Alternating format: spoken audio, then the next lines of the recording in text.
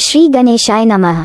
दोस्तों, वीडियो शुरू करने से पहले वीडियो को लाइक कर दे और चैनल को सब्सक्राइब जरूर कर दे। स्टोरी नेम इज मेरी सनक and this story is begin from chapter 220 to 221 and guys don't forget to share your reviews and put on your earphones before starting the video for better experience। तो चलिए शुरू करते हैं। अब तक आप लोगों ने पढ़ा।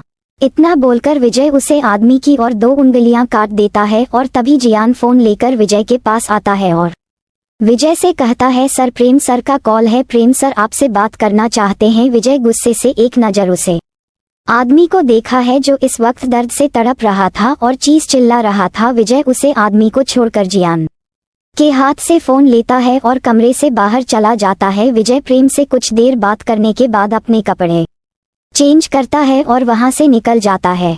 अब आगे प्रेम और विजय इस वक्त अपने स्टडी रूम में बैठे हुए थे और विजय गुस्से से प्रेम से कहता है, तुमने मन्नत को समझ क्या रखा है? जब तुम्हारा मन करता है तब मन्नत को टॉर्चर करने लगते हो। क्या लगता है तुम्हें कि मन्नत की तरफ से कोई नहीं है बोलने वाला? हाँ, अकेला समझते हो उसे, इसीलिए हर बार उसे पर हावी हो जाते हो और इस बार तो तुमने हद ही कर दी। तुमने मन्नत को इस हद तक परेशान कर दिया कि मन्नत अपनी जान देने को मजबूर हो गई। प्यार करने का दावा करते हो और भरोसा नहीं करते उसे पर। तुमने सोच भी कैसे लिया कि मन्नत तुम्हें छोड़कर किसी और के पास चली जाएगी? अरे अगर मन्नत को वैसा ही करना होता तो मन्नत कब का तुम्हें छोड़कर मेरे पास आ चुकी होती और मुझे अपना चुकी होती। तुम जानते हो ना कि मैं भी मन्नत से कितना प्यार करता था, लेकिन मन्नत ने कभी भी मुझे नहीं अपनाया। अरे जिस वक्त मन्नत सबसे ज्यादा टूटी हुई थी, जिस वक्त तुमने उसे अकेला छोड़ दिया था, उसे तलाक देने पर मजबूर कर दिया था, उस वक्त भी मन्नत मेरे पास नहीं आई। सच में तुम मन्नत के लायक ही नहीं हो। कभी कभी तो मुझे लगता है कि मैं ही तुम्हें जान से मार दूं और अपनी दोस्त को आजाद कर दूं। प्रेम बिना किसी भाव के विजय से कहता है, हो गया तेरा या तुझे कुछ और भी बोलना है? मुझे गुस्से से एक प्रेम को देखता है तो प्रेम भी गुस्से में ही विजय से कहता है, पहली बात तो सिर्फ मन्नत का नहीं, मेरा भी दोस्त है, हमेशा मन्नत को ही सपोर्ट मत किया कर। मेरी भी बात सुनकर ऐसी बात नहीं है कि मैं मन्नत पर भरोसा नहीं करता था, मैं बस उससे नाराज था इस बात को लेकर कि मेरे ही सामने मन्नत किसी और के करीब गई। नहीं हुआ मुझसे, बर्दाश्त नहीं देख सकता उसे किसी और के करीब। वो सिर्फ मेरी है, मेरी ही आंखों के सामने वो किसी और के करीब कैसे जा सकती है? और तू क्या मुझे ज्ञान झाड़ रहा है? एक बात बता, अगर नैना ऐसे ही तेरी आंखों के सामने किसी अपने दोस्त को गले लगा लेती तो तू क्या करता? कुछ भी करता, लेकिन मैं उसे इस हद तक मजबूर नहीं करता कि वह अपनी जान लेने की कोशिश करती। विजय गुस्से से प्रेम को देखते हुए कहता है। विजय की बात सुनकर प्रेम थोड़ा शर्मिंदा होते हुए विजय से कहता है, मैं जानता हूँ कि पिछले कुछ दिनों में मैं कुछ ज्यादा ही रूड हो गया था मन्नत से, लेकिन मैंने कभी नहीं चाहा था कि मन्नत खुदकुशी कर ले। तू जानता है उसमें मेरी जान बसती है, उसके बगैर तो मैं जीने के बारे में सोच भी नहीं सकता। विजय अब गहरी सांस लेते हुए कहता है, अच्छा अब ये बता, कौन है वो जो मन्नत को ब्लैकमेल कर रहा है? उसकी हिम्मत कैसे हुई मन्नत को ब्लैकमेल करने की? उसे तो मैं ऐसी सजा दूंगा कि जिंदगी भर याद रखेगा। प्रेम अभी तो नहीं पता चला, क्योंकि जो भी कोई है शायद एक बहुत ही स्मार्ट हैकर है, क्योंकि जो मैसेज मन्नत को भेजा गया है वो मैसेज मन्नत की आईडी से ही भेजा गया है। मतलब किसी ने मन्नत का अकाउंट हैक किया और फिर मन्नत को मैसेज किया। विजय, तूने कहा कि उसका नेक्स्ट टारगेट था तुझे मन्नत के खिलाफ यूज करना, तुझे मन्नत के अगेंस्ट कर देना। तो अब तूने क्या सोचा है, कैसे पता लगाएगा सबके बारे में? विजय की बात सुनकर प्रेम के चेहरे पर एक डेविल स्माइल आ जाती है और प्रेम अपनी गर्दन पर हाथ फेरते हुए कहता है, बहुत टाइम बाद किसी ने पंगा लेने की कोशिश की है, बहुत टाइम से कोई खेल भी नहीं खेल सोच रहा हूँ, अगर वो खेलना चाहता है तो मैं भी थोड़ा खेल लूँ उसके साथ। प्रेम की बात सुनकर विजय के चेहरे पर भी स्माइल आ जाती है और विजय अपने चेहरे पर शैतानी मुस्कान लिए प्रेम से कहता है, तुझे जो करना है तू कर, मैं तेरे साथ हूँ, लेकिन एक बात याद रखना, इस बार मन्नत को हट नहीं होना चाहिए। और फिर दोनों ही आपस में कुछ बातें करने लगते हैं। कुछ देर बातें करने के बाद विजय स्टडी रूम से बाहर जाते हुए कहता है, ठीक है फिर, हाँ मैं चलता हूँ, वैसे भी 4 दिन से मैं अपनी बीवी और बच्चे से नहीं मिला। प्रेम, हाँ तेरा वो बेंगलुरु से कंसाइनमेंट आने वाला था, क्या हुआ? विजय कुछ नहीं लगता है तेरी तरह मेरा भी कोई आशिक है जो मुझसे पंगा ले रहा है, उसे भी खुजली हुई है मुझसे पंगा लेने की। फिलहाल सब ठीक है, तू अपने काम पर फोकस कर, मैं उसे संभाल लूंगा। कितना बोलकर विजय स्टडी रूम से निकल जाता है और अपने कमरे में पहुंचकर जब दरवाजा खोलना है तो देखा है नैना कपड़ों को सही से अरेंज करके बिस्तर पर रख रही थी। दरअसल अभी नैना को नहीं पता था कि विजय घर आ चुका है, इसीलिए नैना अपने काम पर पूरा फोकस कर रही थी। और तभी विजय एकदम से नैना की कमर को पकड़कर उसे अपनी बाहों में भर लेता है। एक पल के लिए नैना बिल्कुल हैरान हो जाती है, लेकिन जल्द ही नैना को विजय की स्पर्श का एहसास हो जाता है। नैना खुशी से पीछे पलटी है और खुशी से विजय की गले में अपनी बाहें डाल देती है। लेकिन नैना के चेहरे को देखते हुए विजय की आंखें कठोर हो जाती है, क्योंकि विजय को नैना के चेहरे पर खुशी दिखाई नहीं दे रही थी। ऐसा लग रहा था जैसे नैना जानबूझकर बस मुस्कुराने की कोशिश कर रही थी। विजय नैना को देखते हुए अपनी कड़क आवाज में नैना से कहता है, तुम्हें क्या हुआ, सब ठीक है, कोई बात है? विजय की बात सुनकर चाहत के चेहरे की मुस्कान पल भर में ही गायब हो जाती है और चाहत उदासी भरी आवाज में विजय से कहती है, मुझे एक बहुत बड़ी गलती हो गई, मैंने गुस्से में आकर बहुत बड़ी गलती कर दी। नैना की बात सुनकर विजय की आंखें छोटी हो जाती हैं और विजय छोटी आंखें करके नैना को घूरते हुए कहता है, ऐसी भी क्या गलती कर दी तुमने जो तुम इतनी उदास हो, क्या किया तुमने? नैना विजय से नजरें चुराते हुए गिल्ट भरी आवाज में कहती है, मैंने गुस्से में भाभी पर हाथ उठा दिया था और अब मुझे उसका बहुत ही ज्यादा पछतावा हो रहा है। मैं भाभी से नजरें भी नहीं मिल पा रही हूँ। कल रात भाभी ने खुद की जान लेने की कोशिश की थी, मुझे ऐसा लगता है कि कहीं ना कहीं मैं भी इसकी जिम्मेदार हूँ। नैना का गला भर आता है और नैना भरे गले से कहती है, मैं भाभी को कितने सालों से जानती हूँ, हमारे बीच में नंद भाभी जैसा रिश्ता नहीं बल्कि सच्चे दोस्त की तरह रिश्ता रहा है, और उसके बाद भी मैंने भाभी पर विश्वास नहीं किया और गुस्से में आकर उन पर हाथ उठा दिया। अगर कल रात भाभी को कुछ भी हो जाता तो मैं अपने आप को कभी माफ नहीं कर पाती। अगर भाभी को कुछ हो जाता तो अंश को कौन संभालता, भाई को कौन संभालता? अंश कितना छोटा है, अपनी माँ के बगैर कैसे रहता? एक बच्चे के लिए उसकी माँ क्या होती है मैं बहुत अच्छे से जानती हूँ। मुझे कभी माँ का प्यार नहीं मिला, मैं जानती हूँ माँ के बगैर जिंदगी कैसी होती है। नैना का चेहरा आंसुओं से भीग गया था। नैना पलटकर विजय की तरफ देखती है तो विजय गुस्से से नैना को देख रहा था। नैना आगे कुछ कहती उससे पहले ही विजय एक जोरदार थप्पड़ नैना के गाल पर मार देता है। नैना अपनी गाल पर हाथ रखकर विजय को देखने लगती है। विजय की चारों उंगलियां नैना के गाल पर छप जाती है और नैना की आंखें आंसुओं से और भी ज्यादा लाल हो जाती है। लेकिन नैनो को इस बात का पहले से ही एहसास था कि जब भी विजय को पता चलेगा कि नैना ने मन्नत पर हाथ उठाया है तो विजय का ऐसा ही रिएक्शन होने वाला था। विजय नैना को गुस्से से घूर रहा था। विजय को अपने गुस्से पर कंट्रोल नहीं हो रहा था, इसीलिए विजय गुस्से से कमरे से बाहर चला जाता है और नैना अपनी गाल पर हाथ रखकर बिस्तर पर बैठकर रोने लगती है।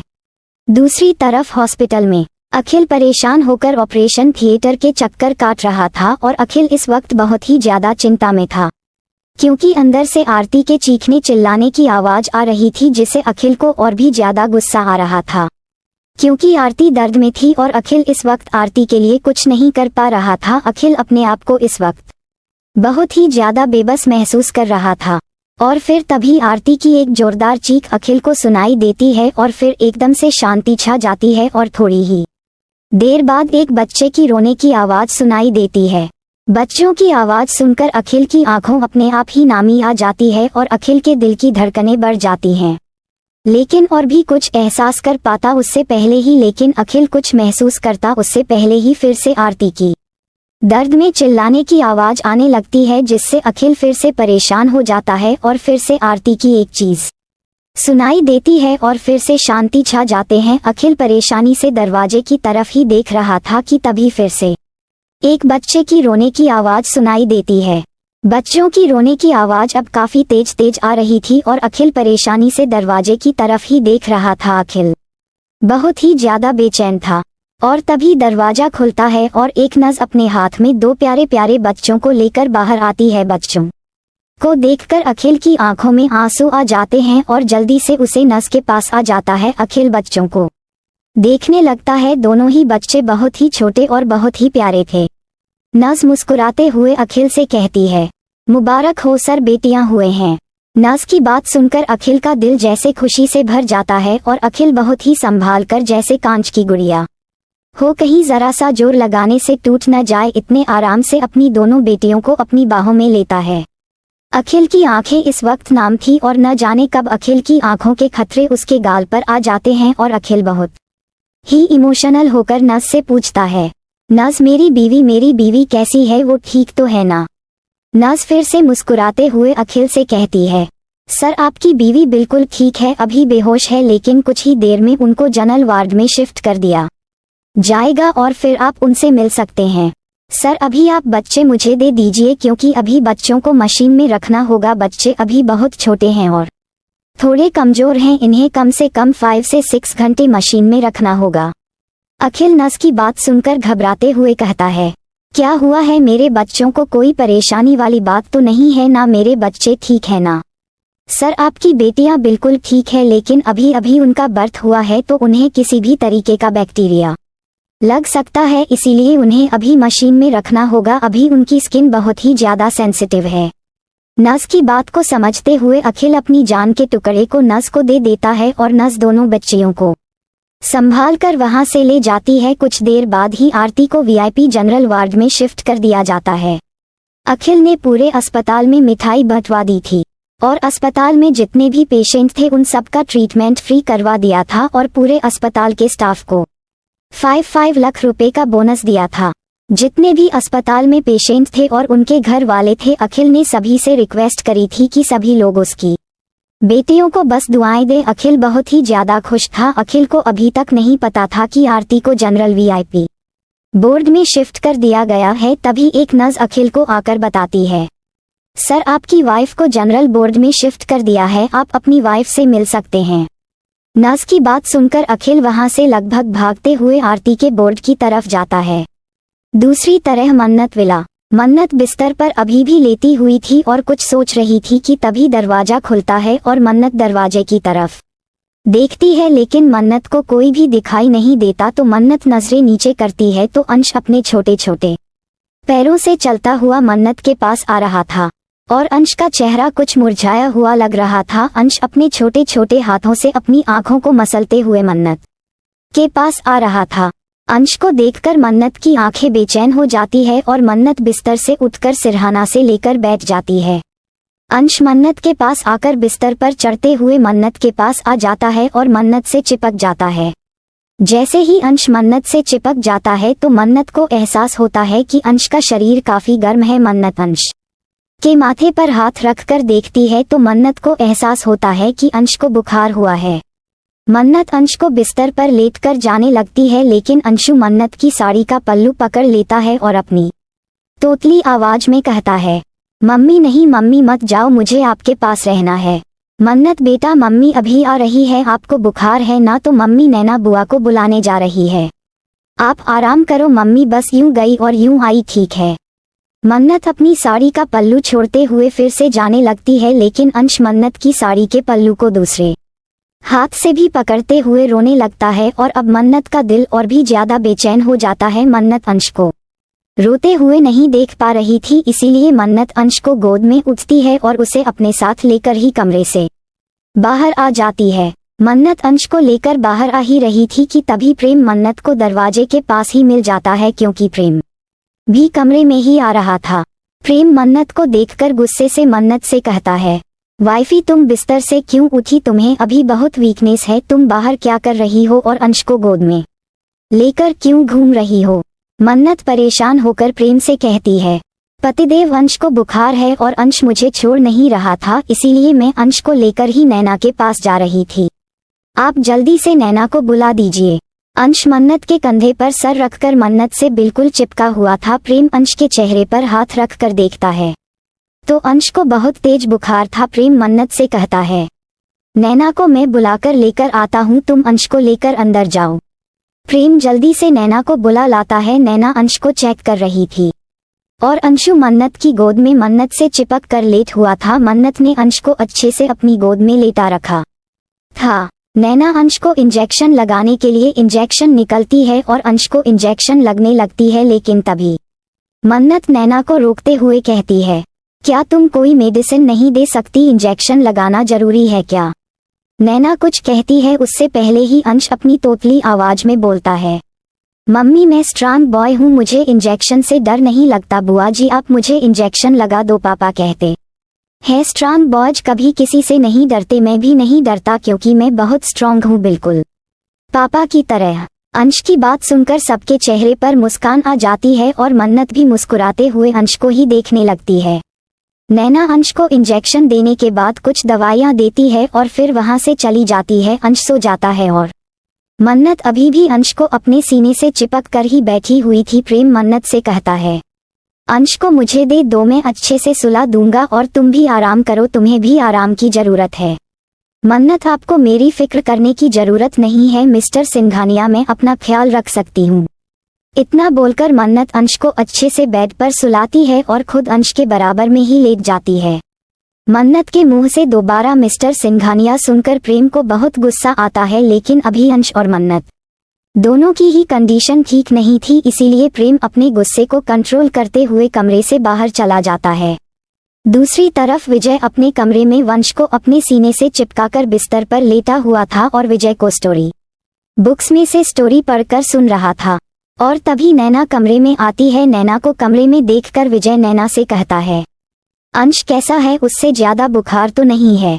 नहीं ज्यादा बुखार नहीं है, मैंने मेडिसिन दे दी है, कुछ समय बाद अंश का बुखार उतर जाएगा। नैना की बात सुनकर विजय एक नज़र नैना को देखा है और फिर वापस से वंश को कहानी सुनने लगता है। नैना भी विजय के इग्नोरेंस को साफ महसूस कर रही थी और नैना को भी इस बात का दुख था कि विजय उसे इग्नोर कर रहा है, लेकिन इस बार गलती नैना की थी और नैना को अपनी गलती का पछतावा भी था, इसीलिए नैना विजय से कुछ नहीं कहती। दूसरी तरफ प्रेम अपने स्टडी रूम में था कि तभी प्रेम की पॉकेट में रखा फोन वाइब्रेट करता है। प्रेम फोन निकल कर देखता है तो ये फोन मन्नत का था, जिस पर मन्नत की आईडी से ही मैसेज आया था। So don't forget to share your review and comment your best part of an story. और अगर आपने अभी तक हमारे चैनल को सब्सक्राइब नहीं किया तो कृपया इसे सब्सक्राइब करें और बेल आइकन पर क्लिक करें ताकि आप हमारी नई कहानी पहले पा सके। And if you like my story so comments your feelings with heart emoji. तो मिलते हैं नेक्स्ट वीडियो, तब तक के लिए राधे राधे।